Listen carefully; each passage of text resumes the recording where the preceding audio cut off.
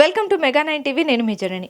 సినీ ఇండస్ట్రీలో చేసిన సేవలకు గాను తమిళ స్టార్ హీరో అజిత్ కుమార్ను కేంద్రం దేశంలోనే 3వ అత్యున్నత పురస్కారంతో గౌరవించింది. పద్మభూషణ్ అవార్డుకు అజిత్ను ఎంపిక చేసింది. దీంతో ఈ స్టార్ హీరోకు సోషల్ మీడియాలో శుభాకాంక్షలు వెల్లువెత్తుతున్నాయి. ఈ క్రమంలోనే అజిత్ సోషల్ మీడియాలో ఓ ఎమోషనల్ వీడియోను షేర్ చేశారు.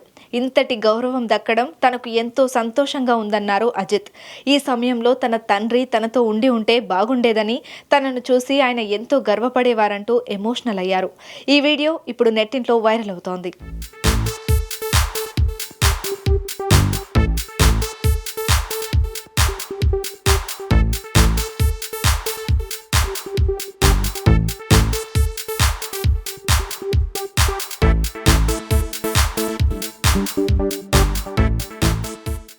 కేంద్ర ప్రభుత్వం తనకు పద్మభూషణ్ అవార్డు ప్రకటించడంపై ఎమోషనల్ అయ్యారు అజిత్. సోషల్ మీడియాలో ఓ వీడియో పోస్ట్ చేసి తన కుటుంబ సభ్యులు, స్నేహితులు తనపై చూపిస్తున్న అపారమైన ప్రేమ, మద్దతే తన బలం అని చెప్పుకొచ్చారు. ఈరోజు నాన్న నాతో ఉండాల్సింది అని భావోద్వేగమయ్యారు. అయినప్పటికీ తాను చేసే ప్రతి పనిలో తనకు ఆయన మార్గదర్శకం ఉందని ఎమోషనల్ అయ్యారు. ఇక తల్లితో పాటు భార్య శాలినికి కృతజ్ఞతలు తెలిపారు. గత 25 ఏళ్లుగా తన సుఖ సంతోషాల్లో శాలిని తోడుగా నిలిచిందని తెలిపారు. తన పిల్లలు అనుష్క, అద్విక్లు తనకు గర్వకారణమని, తన జీవితానికి వెలుగులు అంటూ అజిత్ సోషల్ మీడియా వేదికగా పోస్ట్ పెట్టారు. అజిత్ కుమార్ తెలంగాణలోని సికింద్రాబాద్లో మే 1న 1971లో జన్మించారు. ఆయన తల్లిదండ్రులు సుబ్రహ్మణ్యం, మోహిని. తండ్రి తమిళనాడుకు చెందిన వ్యక్తి కాగా తల్లి కోల్కతాలోని సింధీ కుటుంబానికి చెందినవారు. వీరు సికింద్రాబాద్లో ఉన్న సమయంలోనే అజిత్ పుట్టారు. అజిత్ 10వ తరగతి వరకు మాత్రమే చదువుకున్నారు.